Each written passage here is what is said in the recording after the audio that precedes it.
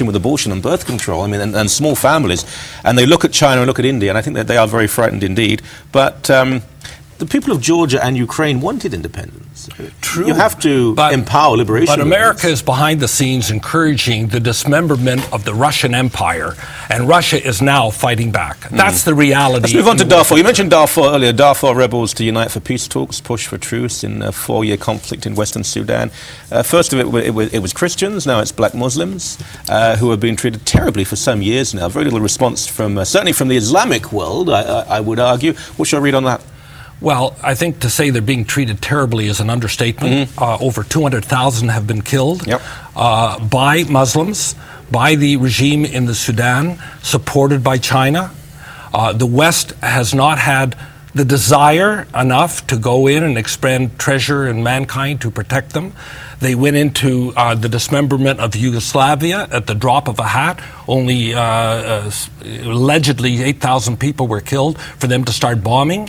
And yet here, with 200,000, the great United Nations, United States, the world can't be bothered. I fully agree with that assessment.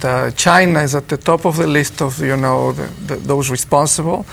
I'm very glad there is a movement to pressure for China with the Olympics in 2008, to encourage them to put pressure on the Sudanese government, from which they take a lot of oil. The Arab countries have been terrible on this matter. They basically ignore the issue or worse. But the US and Britain, although they have had a strong rhetoric about this, they have really not taken any action, including Canada, which shares a lot of the blame on this matter. So it really shows, it's I would say, one of the collateral damages of the war in Iraq, in Afghanistan, where that's where the political will is to move in, to take action, to send resources, to put the money. I mean, I was so excited the first half of what you said, and then we have in Sudan, we have this dreadful government that is supported by most of the Arab Islamic world. Christians are being persecuted by the West. Christians are being, forget the West for a moment. You can't blame the West for everything. No. Christians are being terrible. There was a war going on. Christians are being forcibly converted, murdered, enslaved. It was awful. Now, putting aside whether there was a religious division there, these are Muslims. These are black African Muslims. It's Arab Muslims in the north of the country doing this.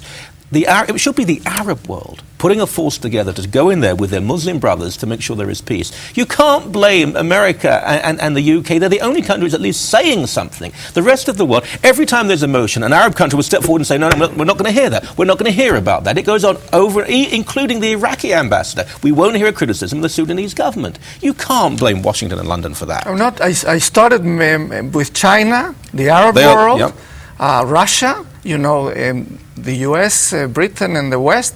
The United Nations has been ineffective on this matter. A lot of blame to go. I think ineffective because of the number of votes from countries that support Sudan, most of them in the Middle East. But I think we should put the focus also, the spotlight on Canada. Okay. Canada has had the rhetoric about the responsibility to protect Paul Martin, and now this government supposedly. But there has been no real effective political will to take action. Okay. And so we need to put the focus on that. Right. Got to break back in a few moments. A lot more to talk about. Don't go away. Watch the commercials. They're lovely. Do you want to say that?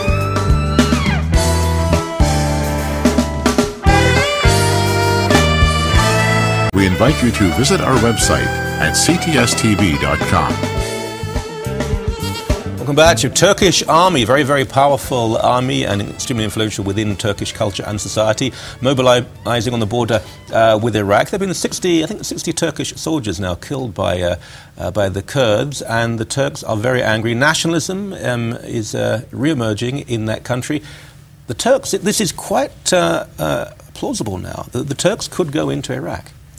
Yeah, I mean, there are all kinds of interesting forces at work in Turkey right now. And as you mentioned, there's you mentioned the Kurds, the historic repression of the Kurds. And there's a lot of anxiety from both sides of the government about what threat that represents, what an independent or autonomous Kurdistan would represent, how that would motivate Kurdish nationalist forces in the country. We know that 30,000 people have been killed in that struggle over many years. I think 3,000 villages were razed, Kurdish villages were razed. But I think what's interesting about what's happening now is that it's happening against the backdrop of a bigger struggle inside Turkey. And I'm sure you've been following the mass demonstrations that have been happening.